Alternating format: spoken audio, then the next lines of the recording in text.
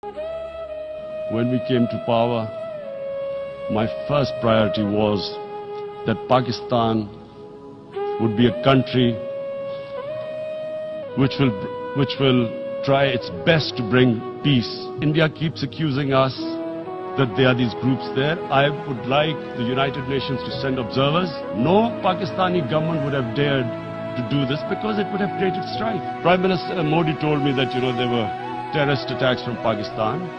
I said, we have problems with you. There are terrorist attacks which we know are instigated by India in Balochistan. We caught a spy, Kulbhushan Yadav, who admitted what the sabotage going on in Karachi and Balochistan. So we said, look, let's leave that behind.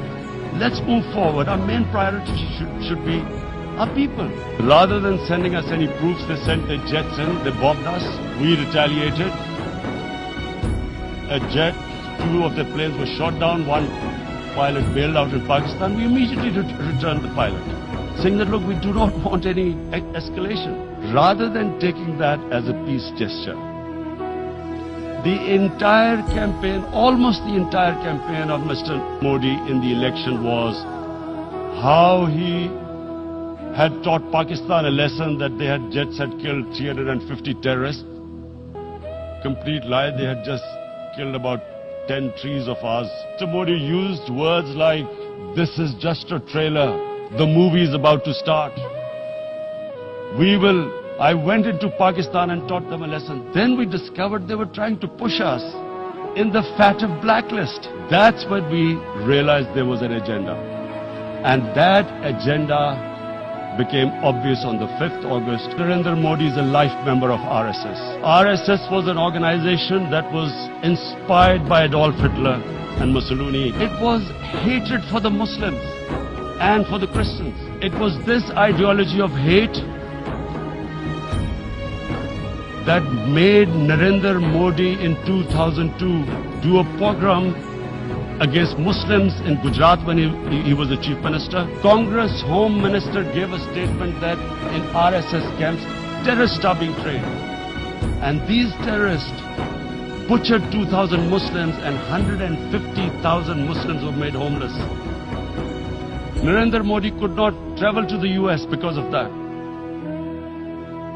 India went against 11 United Nations Security Council resolutions. They went against Simla Accord, actually went against the Indian Constitution. Illegally, they revoked Article 370, which gave Kashmir the special status. What sort of a mindset would lay siege to 8 million people with 900,000 troops? Women, children, sick people, locked in as animals.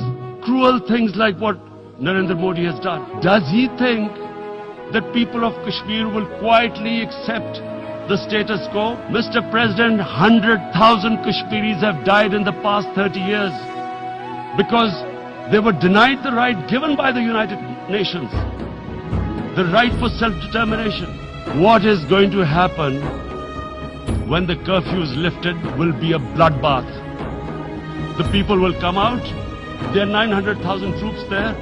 They haven't come to, as Narendra Modi says, he's done this for prosperity of Kashmir. This is supposed to be for the development. These 900,000 troops, what are they going to do? They will be out in the streets. And what will the soldiers do? They will shoot them.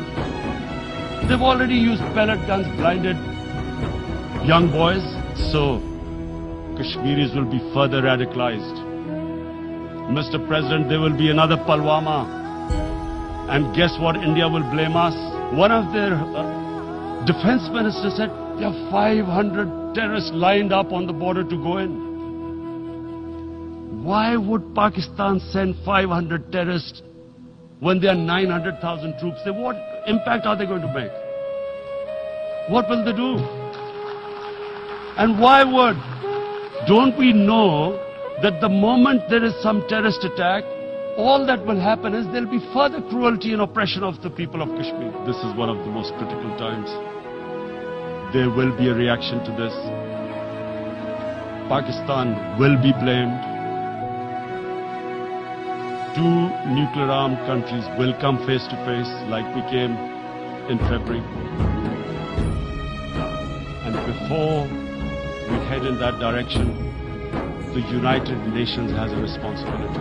This is why the United Nations came into being in 1945.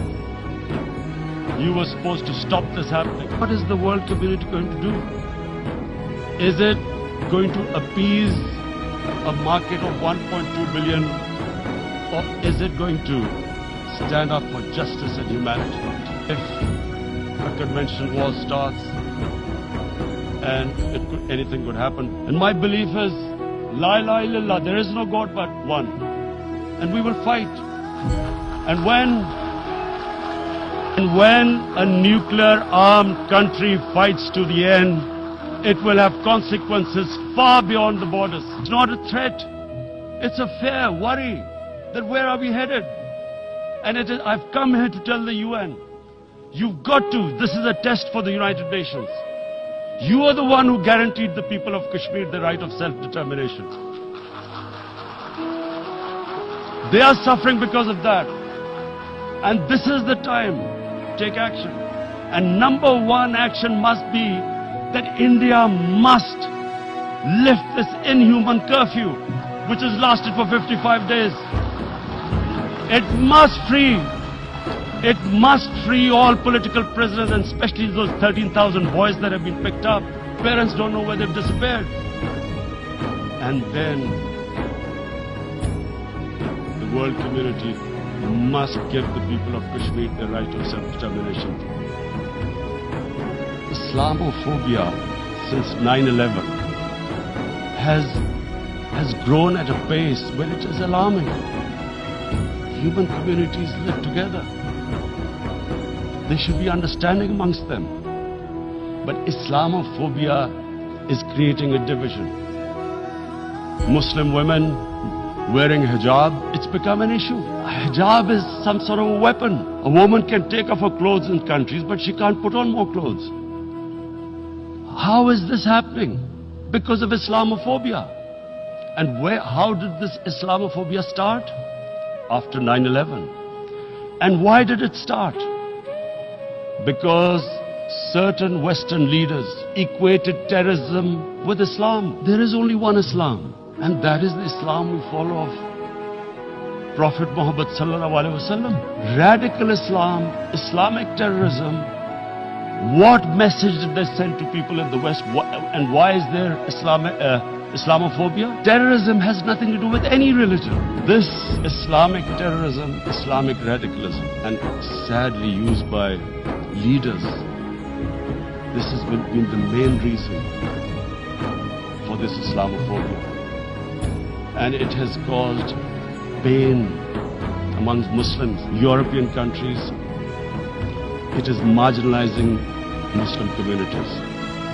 And we all know that marginalization leads to radicalization. We must address this issue. I'm sad to say that we Muslim leaders have not addressed this issue either. But unfortunately, the Muslim leadership was so scared of being called radical Islam that all of them became moderate. We, in the Muslim world, did not explain to the West that there is no such thing as radical Islam. After 9/11, Islam was supposed to be equated with terrorism, with suicide attacks. So this bizarre thing happened. No one explained. Suicide attacks and Islam were equated. No one did research that before 9/11, the majority of suicide attacks in the world were by Tamil Tigers, who were Hindus. No one blamed Hinduism, and quite rightly, Muslim leadership let the Muslims down. We should have explained to them what a prophet, peace be upon him, means to us. Prophet's life was living the Quran. He was an example of what the Quran guided us to be. So, he is the ideal we all try to get to. The Prophet created the state of Medina. First time a welfare state was set up. The state took responsibility of the weak, widows, orphans, poor people, handicapped. It taxed the rich, spent the money on the poor. The state announced that all human beings are children of Adam, hence equal.